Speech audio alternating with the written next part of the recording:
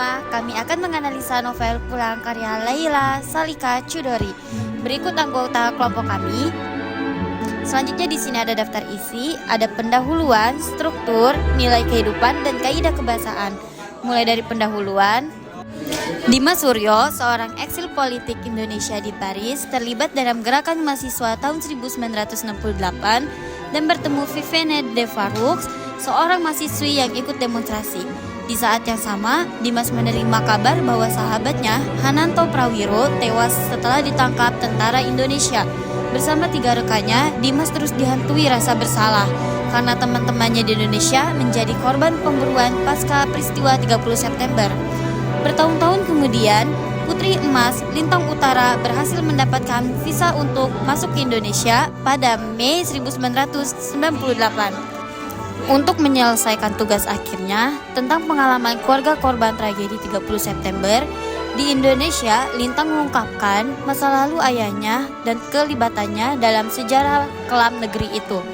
Bersama saudara Alam, putra Hananto, Lintang menyaksikan kerusuhan Mei 1998 yang berujung pada jatuhnya presiden yang berkuasa selama 32 tahun.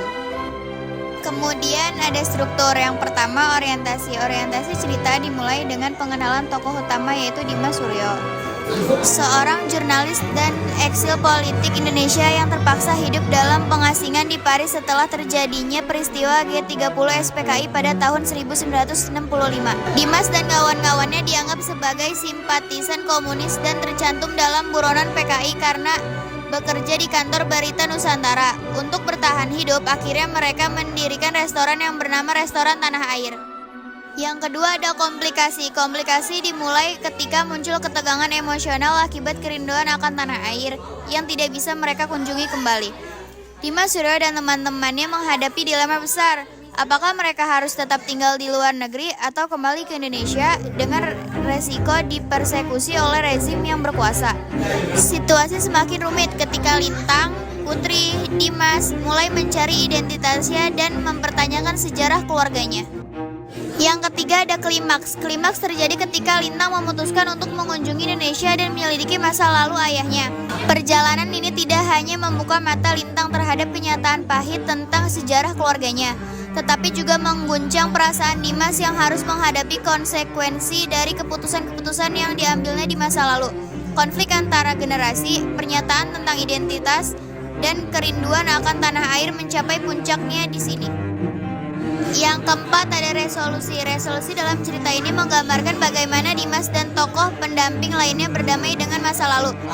Penerimaan terhadap kenyataan dan kesadaran bahwa masa lalu dan identitas adalah bagian yang tidak bisa dipisahkan dari diri mereka. Selanjutnya yaitu nilai-nilai kehidupan. 1. Perjuangan. Dimas Suryo harus meninggalkan Indonesia dan hidup sebagai eksil di Paris setelah kudeta 1965. Meskipun berada jauh dari tanah air, ia tetap teguh mempertahankan keyakinan politiknya dan terus berjuang melawan represi dari rezim Orde Baru. Dimas memilih untuk tetap bertahan dengan idealismenya meskipun harus menanggung kesulitan hidup di Prancis. 2. Nasionalisme. Meskipun berada di pengasingan di Paris, para tokoh tetap merasa terhubung dengan Indonesia dan terus merindukan kesempatan untuk kembali ke tanah air mereka. Rasa rindu akan tanah air yang tidak pernah ia kenal secara langsung menunjukkan kuatnya nilai nasionalisme dalam diri. 3. Kekeluargaan. Hubungan antara Dimas Suryo dan anaknya, Lintang Utara mencerminkan pentingnya kasih sayang dan ikatan keluarga.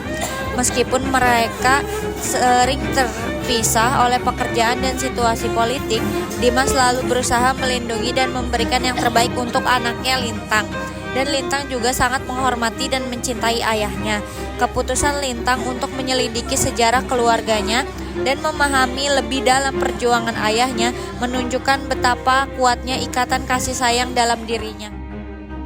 4. Solidaritas. Novel ini menggambarkan solidaritas antar manusia yang melintasi batasan ideologi, bangsa, dan negara.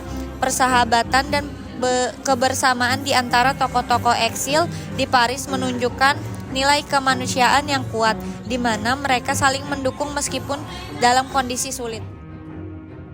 5. Keadilan dan kebebasan. Tokoh-tokoh eksil dalam novel ini terus memperjuangkan kebebasan untuk berekspresi dan keadilan di Indonesia.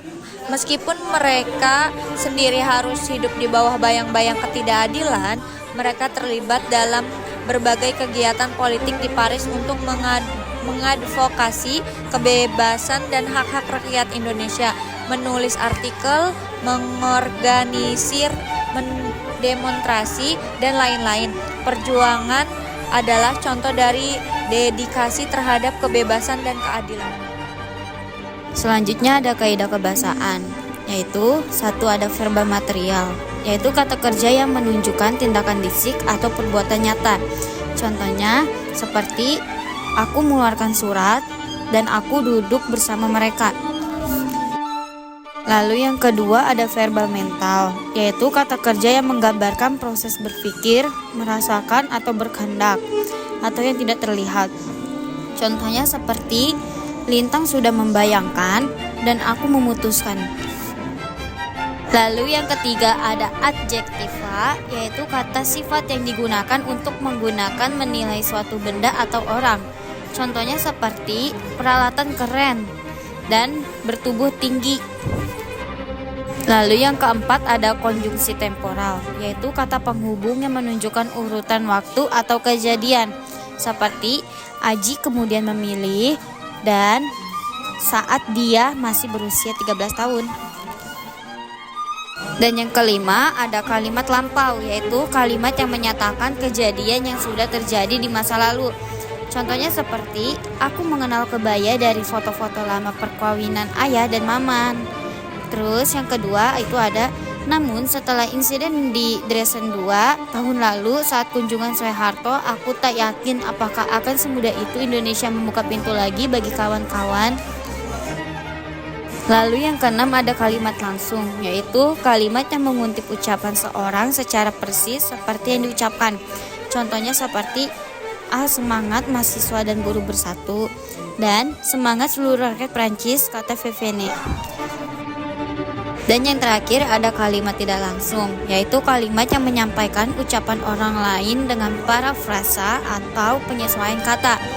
Contohnya seperti ayah selalu mengatakan bahwa kejujuran seorang terpancar dari sinar mata.